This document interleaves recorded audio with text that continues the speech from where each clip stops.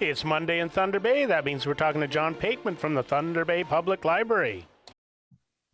It's James with Net News Ledger. Joining us by Zoom is John Patemen from the Thunder Bay Public Library. John, thanks again for taking the time to talk to us and our readers and viewers today. You're very welcome, James. Now, we have a bit of a startling piece that just came out a few minutes ago. It's March the 1st. Waverley Street Library is going to be temporarily closed for a while. Yep, so the timing is perfect in the sense that we go back into the grey zone today. So we were taking kind of extra precautions anyway as a result of the Thunder Bay Health Unit pulling that lever, pulling that switch and putting the whole region back into grey. But to compound that kind of caution, we have had a staff member at the library who's had some exposure to COVID.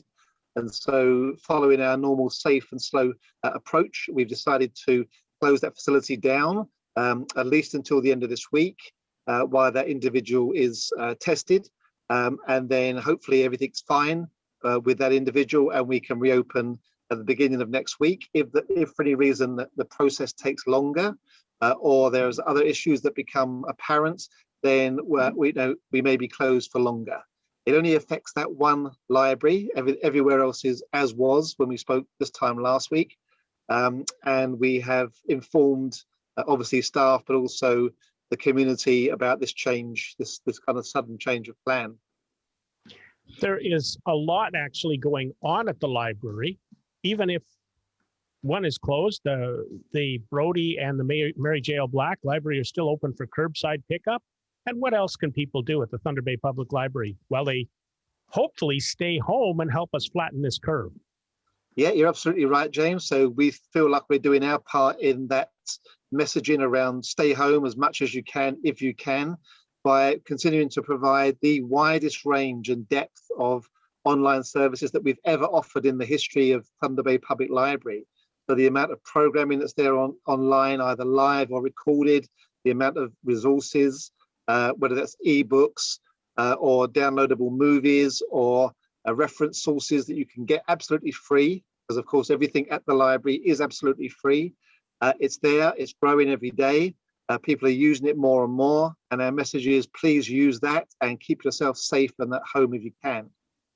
One of the things I keep hearing right now with a lot of people is that they're taking the time to learn new skills during the COVID-19. You know, people are taking the time in many cases to look at where have they been and where do they want to go.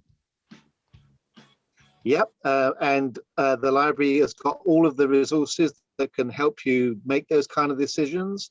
The library is really, I've always called the public library the street corner university. It's on the street corner, it's open, there's no barriers, there's no money involved, you haven't got to pay anything.